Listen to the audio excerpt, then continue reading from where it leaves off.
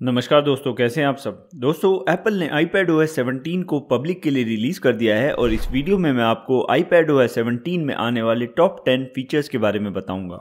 मेरा नाम है सिद्धार्थ और आप देख रहे हैं टेक्नो एडिक्ट्स इंडिया। iPadOS 17 हमें इन सभी iPad मॉडल्स में देखने को मिलेगा। अगर आपका iPad इस लिस्ट में नहीं है तो आप अपने iPad में iPadOS 17 को यूज नहीं कर पाएंगे। चलिए अब देखते हैं कि iPadOS 17 में हमें क्या चेंजेस देखने को मिलते हैं। सबसे पहला फीचर जो यहाँ पर हमें देखने को मिलता है वो है कस्टमाइजेबल लॉक स्क्रीन और होम स्क्रीन। अब हम यहाँ पर iOS 16 की तरह ही अपने iPad में भी अपने लॉक स्क्रीन को कस्टमाइज कर सकते हैं। जब हमारा iPad यहाँ पर लॉक होता है तो हम उसके ऊपर टैप करके यहाँ से अपने iPad के लॉक स्क्रीन को कस्टमाइज कर सकते हैं, जैसे हम यहाँ पर अपने आईफोन में कर सकते थे। यहाँ पर आप देख सकते हैं कि यहाँ पर हम अपने लॉक स्क्रीन को और होम स्क्रीन को यहाँ पर कस्टमाइज कर सकते हैं। इसके अलावा यहाँ पर हम अपने लॉक स्क्रीन पर यहाँ पर अब विजेट्स को भी ऐड कर सकते हैं। साथ ही यहाँ पर अब हम अपने लॉक स्क्रीन को अपने डिफरेंट फोकस मोड के साथ लिंक भी कर सकते हैं। जैसे कि अगर मैं यहाँ पर अपने इस वॉलपेपर को यहाँ पर इस वर्क फोकस मोड के साथ लिंक करता हूँ, उसके बाद जब भी मैं अपने फ़ोन में यहाँ पर इस वॉलपेपर को सिलेक्ट करूँगा तो यहाँ पर हमारे iPad में और हमारे डिफरेंट एप्पल डिवाइसेज में वर्क फोकस ऑन हो जाएगा। तो इस तरीके से अब हम यहाँ पर अपने iPad के लॉक स्क्रीन और होम स्क्रीन को आईफोन की ही तरह यहाँ पर कस्टमाइज कर सकते हैं। नेक्स्ट, अब हम यहाँ पर अपने iPad के होम स्क्रीन पर विजेट्स को भी ऐड कर सकते हैं। पहले हम अपने iPad के होम स्क्रीन पे विजेट्स को ऐड नहीं कर सकते थे। साथ ही यहाँ पर हमें iOS 17 की तरह iPadOS 17 में भी अब इंटरैक्टिव विजेट्स देखने को मिलते हैं। आप यहाँ पर देख सकते हैं कि इस म्यूजिक विजेट में हमें यहाँ पर प्ले के ऑप्शन देखने को मिल रहे हैं। हम यहाँ से डायरेक्टली इन प्ले बटन के ऊपर टैप करके अपने iPad में म्यूजिक को प्ले कर सकते हैं इस तरीके से। साथ ही यहाँ पर हम अपने इस रिमाइंडर विजेट में भी यहाँ पर इसके ऊपर टैप करके इस रिमाइंडर को कंप्लीट मार्क कर सकते हैं इस तरीके से। तो इस तरीके से अब हमें अपने iPad के होम स्क्रीन पर भी अब हमें इंटरैक्टिव विजेट्स देखने को मिलते हैं। नेक्स्ट, हमें यहाँ पर लाइव एक्टिविटीज़ अब अपने iPad में भी देखने को मिलती हैं, जैसे कि हमें अपने आईफोन में देखने को मिलती थी। अगर हम यहाँ पर अपने लॉक स्क्रीन पे जाते हैं तो आप यहाँ पर देख सकते हैं कि इस तरीके से लाइव एक्टिविटीज़ अब हमें अपने iPad में भी अब देखने को मिलती हैं। हम यहाँ से डायरेक्टली इन लाइव एक्टिविटी वाले ऑप्शन के ऊपर टैप करके अपनी उस रिलेटेड ऐप के ऊपर जा सकते हैं। साथ ही यहाँ पर अब हम iPadOS 17 के बाद यहाँ पर अपने iPad में मल्टीपल टाइमर्स को भी सेट कर सकते हैं। इस तरीके से आप यहाँ पर देख सकते हैं कि अब हमारे iPad में ये 2 टाइमर्स चल रहे हैं। और अगर हम यहाँ पर वापस अपने लॉक स्क्रीन पे जाते हैं तो आप यहाँ पर देख सकते हैं कि अब हमें यहाँ पर लॉक स्क्रीन पे 2 टाइमर्स देखने को मिल रहे हैं। तो इस तरीके से अब लाइव एक्टिविटीज़ भी अब हमारे iPad पर आ गई हैं iPadOS 17 के बाद। नेक्स्ट, यहाँ पर हमें कुछ चेंजेस देखने को मिलते हैं स्टेज मैनेजर से रिलेटेड। अगर हम अपने iPad में यहाँ पर स्टेज मैनेजर फीचर को ऑन करते हैं और उसके बाद यहाँ पर कुछ ऐप्स को ओपन करते हैं तो आप यहाँ पर देख सकते हैं कि यहाँ पर हमारा ये स्टेज मैनेजर ऑन हो गया है।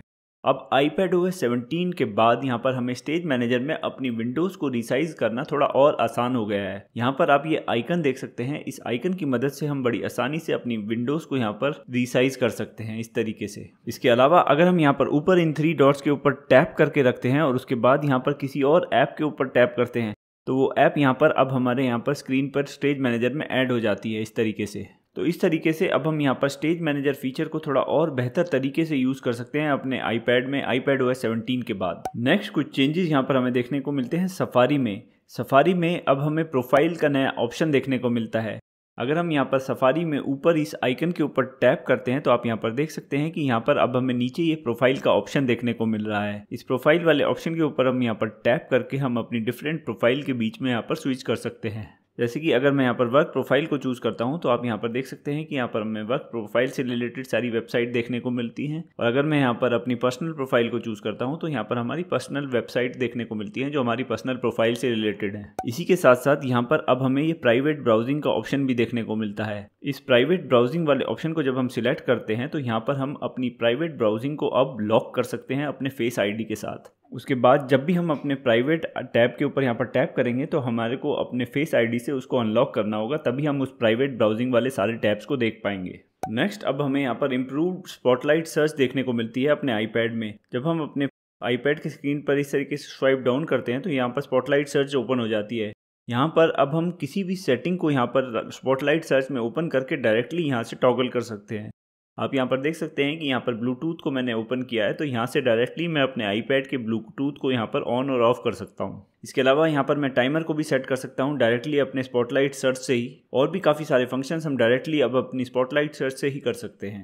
तो यहाँ पर अब स्पॉटलाइट सर्च को थोड़ा और बेटर बना दिया गया है। नेक्स्ट अब हमें अपने आईपैड पर भी हेल्थ ऐप देखने को मिलती है। यहाँ पर आप देख सकते हैं कि यहाँ पर हमें हेल्थ ऐप का ये आइकन देखने को मिलता है। जब हम इसके ऊपर टैप करते हैं तो यहाँ पर हमारी हेल्थ ऐप ओपन हो जाती है, जिसमें हमें यहाँ पर वो सारी इन्फॉर्मेशन देखने को मिलती है जो हमें अपनी हेल्थ ऐप में अपने आईफोन में देखने को मिलती है। आईपैड में अब हम इसके बड़े स्क्रीन की मदद से अपने हेल्थ डेटा को थोड़ा और बेहतर तरीके से देख सकते हैं और एनालाइज कर सकते हैं। नेक्स्ट यहाँ पर हमें PDF एडिटिंग से रिलेटेड कुछ इंप्रूवमेंट्स देखने को मिलते हैं। जब हम यहाँ पर अपने आईपैड में किसी PDF को ओपन करते हैं और ऊपर इस आइकन के ऊपर यहाँ पर टैप करते हैं तो हमारे वो सारे फील्ड यहाँ पर इनेबल हो जाते हैं जो हमें अपने फॉर्म में फिल करने हैं।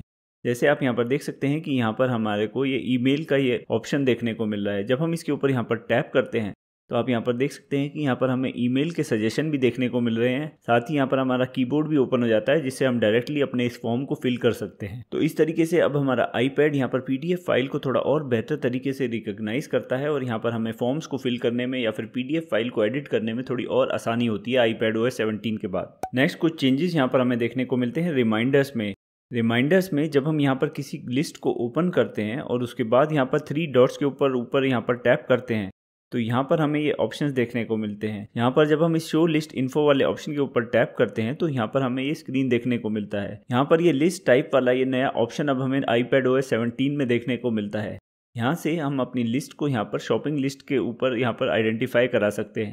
जब हम यहाँ पर इस लिस्ट को यहाँ पर शॉपिंग में डाल देते हैं और यहाँ पर डन पर टैप करते हैं तो यहाँ पर आप देख सकते हैं कि हमारी शॉपिंग लिस्ट यहाँ पर डिफरेंट हेड्स में यहाँ पर डिवाइड हो गई है। हालांकि यहाँ पर आप देख सकते हैं कि क्योंकि यहाँ पर मैंने ये वर्ड यहाँ पर हिंदी का इंग्लिश में लिखा हुआ है तो ये मेरा आईपैड यहाँ पर ठीक से आइडेंटिफाई नहीं कर पाया है इसको। लेकिन ये ग्रोसरीज वाला फीचर यहाँ पर काफ़ी यूजफुल फीचर है हमारे रिमाइंडर्स की लिस्ट बनाने के लिए। साथ ही अगर मैं यहाँ पर ऊपर इस 3 डॉट्स के ऊपर टैप करता हूँ तो यहाँ पर अब हमें ये व्यू एज कॉलम का भी ऑप्शन देखने को मिलता है जिसमें हम अपनी लिस्ट को एज कॉलम भी देख सकते हैं इस तरीके से। तो ये कुछ चेंजेस यहाँ पर हमें रिमाइंडर से रिलेटेड देखने को मिलते हैं iPadOS 17 में। तो ये है वो कुछ चेंजेस जो यहाँ पर हमें अपने आईपैड में देखने को मिलते हैं iPadOS 17 में।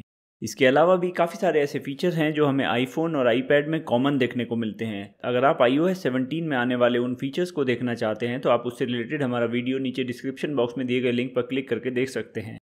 मुझे उम्मीद है कि आपको ये वीडियो यूजफुल लगा होगा। अगर आपको ये वीडियो पसंद आया हो तो इसे लाइक करें, अपने दोस्तों और परिवार के लोगों के साथ शेयर करें, हमारे चैनल को सब्सक्राइब करें और बेल आइकन को दबाना ना भूलें जिससे जब भी हमारा कोई नया वीडियो आए तो आपको उसकी जानकारी मिल सके। धन्यवाद।